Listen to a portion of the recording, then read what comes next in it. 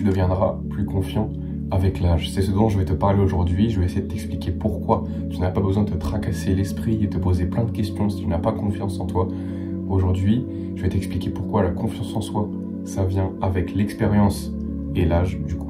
Je vais te donner quelques moyens pratiques d'avoir un peu plus d'expérience dans la vie, mais je vais aussi t'expliquer qu'il y a d'autres choses qui font que tu as confiance en toi dans la vie, au-delà de l'expérience simplement. Voilà. Il y a quelques jours de ça, j'ai fait une journée d'intégration pour un nouveau boulot. Parce que je vais travailler cet été, hier c'était mon premier jour, alors aujourd'hui je bosse aussi, tu vois. Et on était plusieurs dans cette journée d'intégration, on était 3. Et voilà, on devait faire des formations en ligne, etc. On discutait un peu avec le staff. Et il y en a un parmi nous qui est relativement jeune, il doit avoir 17 ans, il me semble qu'il a 17 ans. Et ce mec-là, il était super timide. Il n'avait pas du tout confiance en lui. Et ça s'est ressenti direct. Il était hyper nerveux, il se touchait le visage tout le temps, il se touchait les mains, il se grattait la tête, tu vois, il faisait ça, il regardait pas les gens dans les yeux, tu vois. Et alors que simplement, le mec était BG, hein. Objectivement, il était plus beau que moi, il était très probablement plus beau que toi, c'était vraiment un BG ultime, mais mec, il transpirait le manque de confiance en lui, tu vois. Et c'est aussi pour ça que j'écris cette vidéo, c'est pour t'expliquer que être BG c'est bien, mais ça va pas te rendre spécialement confiance en toi, tu vois. Et le mec, son problème, c'est qu'il avait pas d'expérience. C'est sa première journée d'intégration, c'est la première fois qu'il bosse probablement. Et c'est ça qui le rend pas confiant, c'est qu'il ne connaît pas la situation. Il n'a jamais vécu ça, tu vois. Donc, première chose que je veux te dire, c'est que tu dois arrêter de te torturer l'esprit et de te poser trop de questions si tu n'es pas confiant. Si tu n'es pas confiant, c'est que tu ne connais pas suffisamment la situation, donc que tu n'as pas assez d'expérience et que donc il faut t'entraîner. Okay. Si tu n'as pas confiance en toi, si c'est ton premier boulot et que tu rencontres les gens dans ton boulot, c'est normal. Tu n'as pas les codes du travail, tu sais pas comment fonctionne la relation entre collègues, tu sais pas comment appréhender ni parler à ton manager, tu sais pas tout ça, tu vois. C'est des choses qui s'apprennent. Donc arrête de te tracasser l'esprit. C'est comme les mecs qui sortent jamais de chez eux, tu vois. Je vais caricaturer ça, mais les gamers, tu vois, qui jouent à... Bon, désolé les gars, je fais une généralité, mais qui jouent à League of Legends. Ces mecs-là, ils sortent jamais de chez eux. Forcément, quand ils sortent de chez eux pour aller voir des gens qui vont dans un groupe social, ils vont pas avoir confiance parce qu'ils connaissent pas la situation. Ils se sont pas assez entraînés en fait. Et du coup, ils connaissent pas, ils ont peur, ils sont anxieux, ils sont stressés et ils se posent trop de questions, ils arrivent pas à être confiants, ils profitent même pas du moment. C'est con, tu vois. Donc, arrête de te torturer l'esprit si tu n'es pas confiant. C'est que tu n'as juste pas assez d'expérience. Ça viendra au fur et à mesure. Ça viendra au fur et à mesure que tu accumules l'expérience. Donc, généralement, quand tu vieillis, parce que plus tu grandis, généralement, plus tu accumules de l'expérience. C'est pas quelque chose qui est lié, mais bon, t'as passé plus de temps sur Terre par rapport à quelqu'un qui est plus jeune que toi. En théorie, tu dois avoir plus d'expérience parce que tu as eu le temps de faire plus de choses, même si c'est pas toujours le cas. Tu vois, si t'as pas confiance dans un domaine en particulier, mais que t'as confiance dans un autre, c'est pas que t'es confiant ou que t'es pas confiant, c'est juste que ça dépend pas de ta personnalité. Ça dépend juste de l'expérience que tu as dans ces choses-là. Si tu connais, si tu as déjà rencontré ces situations. Par exemple, quand tu parles à une personne, une seule, à un inconnu, et quand tu parles à 5 inconnus, c'est pas la même chose. Tu peux être très confiant pour parler à 5 inconnus, parce que l'effet de groupe fait que c'est plus marrant, etc. Quand tu vas voir la personne, c'est pas les mêmes codes, c'est pas les mêmes choses qui fonctionnent. Et vice versa. Si tu sais parler à une personne dans la rue, mettons un inconnu, si t'es bon pour parler aux personnes, mais une seule personne, tu vas pas nécessairement être bon pour parler à un groupe, tu vois. C'est des compétences qui sont complètement différentes, et tu vas être confiant dans l'une, mais pas nécessairement dans l'autre.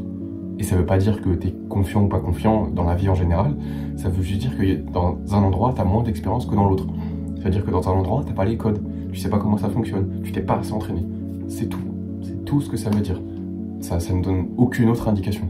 Et donc tu me diras, c'est bien beau, comment avoir plus d'expérience. Je t'ai un peu teasé, si tu veux être bon dans une situation sociale, il faut que tu t'entraînes dans cette situation sociale. Il faut que tu rencontres cette situation sociale plusieurs fois. Que tu essayes des choses, que tu fasses des blagues, ça marche pas, bon c'est pas grave, la prochaine fois elle marchera. Et après tu tu comprends un petit peu ce qui marche dans cette situation sociale-là, et tu évolues comme ça, et après tu paraîtras confiant dans cette situation-là, et après tu pourras passer à un autre type de situation, à un autre type de personne, etc. Mais sinon, deuxième chose, je te dirais, en règle générale, ça va être plus dans la vie, c'est pas dans des situations spécifiques, c'est juste prendre des risques. Ose des choses. Alors je te dis pas de te mettre en danger, je te dis juste de prendre des risques en général. D'oser, tu vois, par exemple, je l'ai déjà dit, mais je vais m'en resservir comme exemple.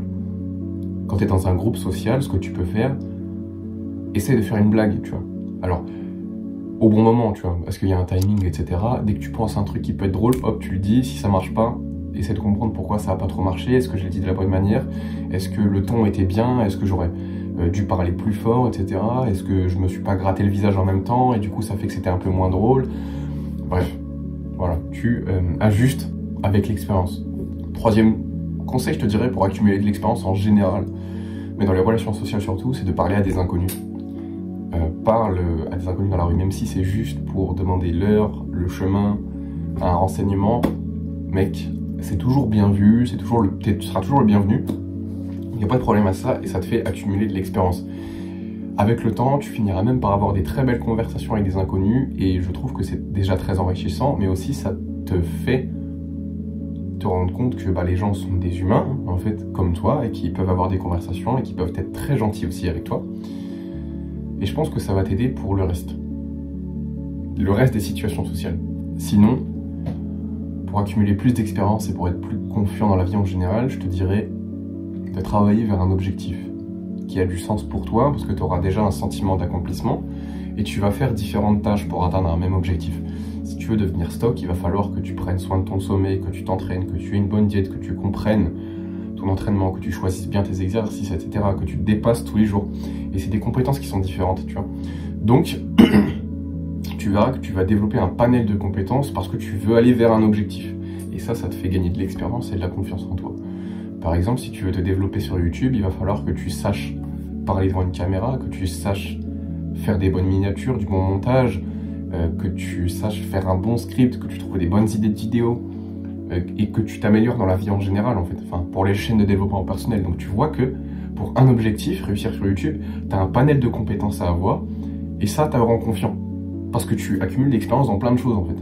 Et tu sais que tu peux faire pas mal de choses après. Donc voilà, travaille vers un objectif pour toi qui a du sens. Maintenant, je vais te parler de choses qui t'empêchent d'être confiant au-delà de l'expérience. Parce qu'il n'y a pas que ça qui compte, tu peux avoir deux personnes qui ont le même âge, le même niveau d'expérience dans la vie, ils ont fait les mêmes choses, excepté 2-3 trucs près qui n'ont aucun rapport avec l'expérience, et ça va complètement changer le fait qu'ils soient confiants ou pas. Ok? Pour moi, première chose qui t'empêche d'être confiant, et je pense que c'est la raison majeure pour laquelle tu n'es pas confiant, c'est que tu as de l'anxiété et du stress. Pas le bon stress qui te pousse à être productif, non, le mauvais stress, le stress inutile et l'anxiété. Quand tu es anxieux, ta testostérone diminue et on sait que la testostérone a un lien avec la confiance. Tu résistes plus facilement à la douleur, tu prends plus de risques. Donc, l'anxiété te rendra moins confiant. Tu auras plus peur, tu te poseras plus de questions, tu seras plus facilement dans ta tête à te demander est-ce que je dois dire ça, est-ce que je dois faire ça, est-ce que je peux ou pas. Et ça tue ta confiance, ça tue ton charisme.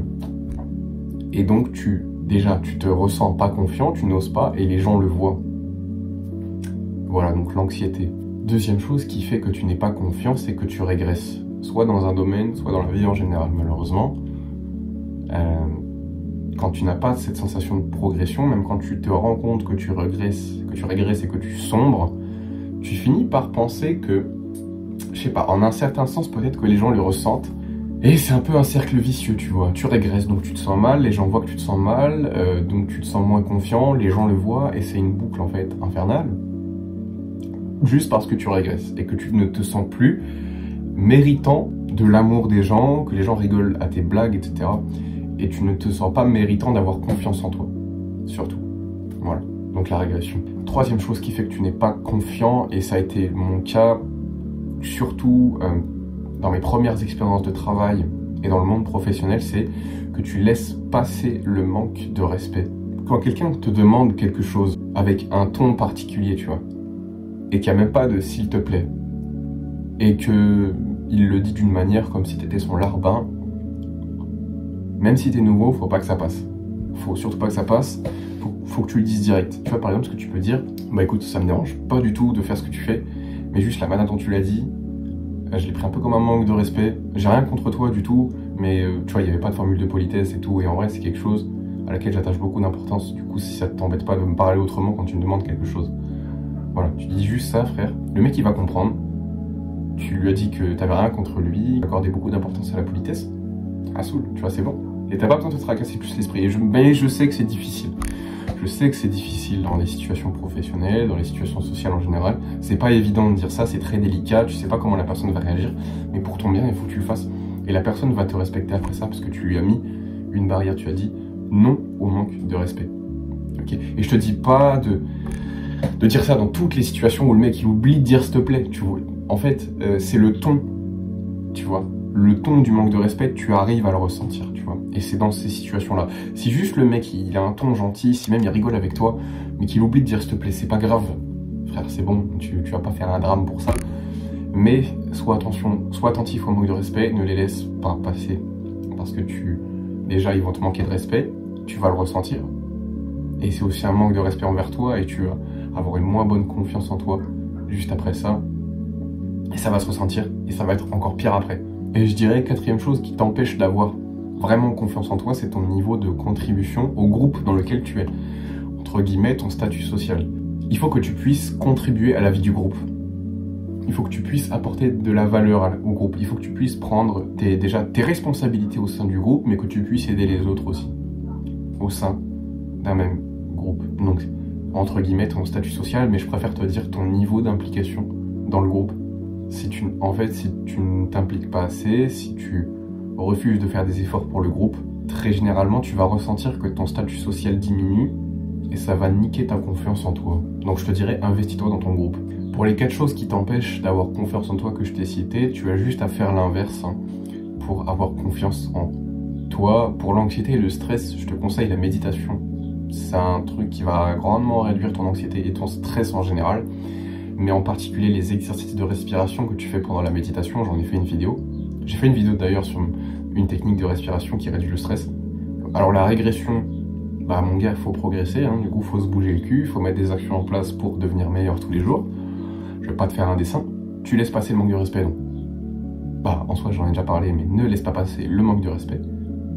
Et quatrième chose, investis-toi dans ton groupe, contribue à la vie du groupe, apporte de la valeur, ton statut social augmentera au sein de ce groupe, tu te sentiras plus confiant et en règle générale même moins anxieux, moins stressé, etc. Sur ce, bah, je te fais des gros bisous. Peace, love, love, love, mon gars, on est ensemble, lâche rien, cet été, on va le faire. N'oublie pas que le meilleur moment pour faire les choses, c'est maintenant, et je te dis à très vite pour une prochaine, mon gros.